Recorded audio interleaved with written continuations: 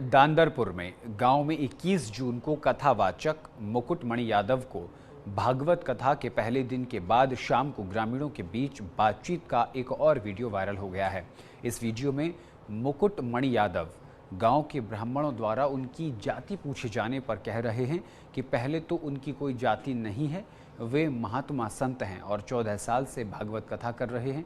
वहीं प्रदर्शन को लेकर कैबिनेट मंत्री डॉक्टर संजय निषाद ने न्यूज़ इंडिया के संवाददाता से खास बातचीत की है। सुनिए उन्होंने क्या कुछ कहा है। हमारे रेजिडेंट एडिटर अमितेश श्रीवास्तव से सुनवाते हैं। कथावाचक के साथ हुई मारपीट की घटना के बाद से पूरे देश भर में अब सियासत गर्म हो गई है।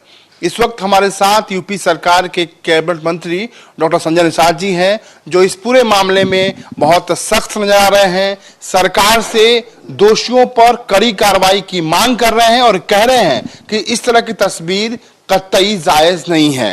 डॉक्टर संजय निषाद जी, जिस तरह का प्रकरण आया है इटावा से, अब पूरे देश भर में सियासत गर्म हो गई है, कैसे देखते हैं आप? देखिए, ये निंदनीय काम है कि कोई भी धर्म का प्रचार कर सकता है और बाकी जो प्रकरण दिखाई दे रहा है वो जांच का विषय है। लेकिन हमारी तो पहली प्राथमिकता है मोदी योगी की और हम लोगों की, एनडीए की, कि भारतीय संस्कृति को बचाया जाना। भारतीय संस्कृति को जो नष्ट भ्रष्ट किया अंग्रेजों मुगलों ने, उसे हम लोग फिर से रास्ते पर लाए। क्योंकि हम दुनिया में सोने की चिड़िया थे, तब हम विश्व गुरु थे, तो इस चीज़ को फिर से स्थापित किया जाए और उसमें हर जाति, हर धर्म, हर वर्ग की आवश्यकता थी।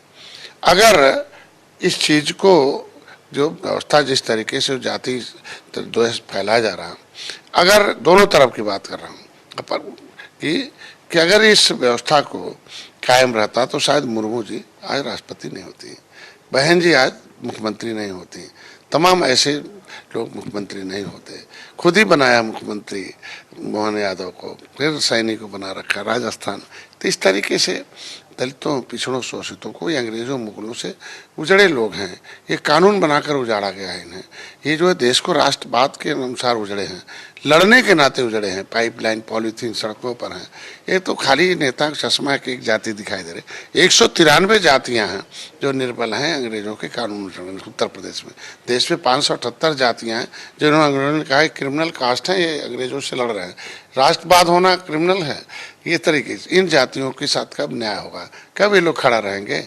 मान लीजिए अभी आप बड़े नेता देखिए, इस तरह की घटना न हो, उसके लिए हम लोग चाहते हैं, लेकिन राजनीति न हो। राजनीति करने का मतलब आप उसमें जहर घोल रहे हैं, जहर घोल के आप दोनों को अलग अलग कर रहे हैं।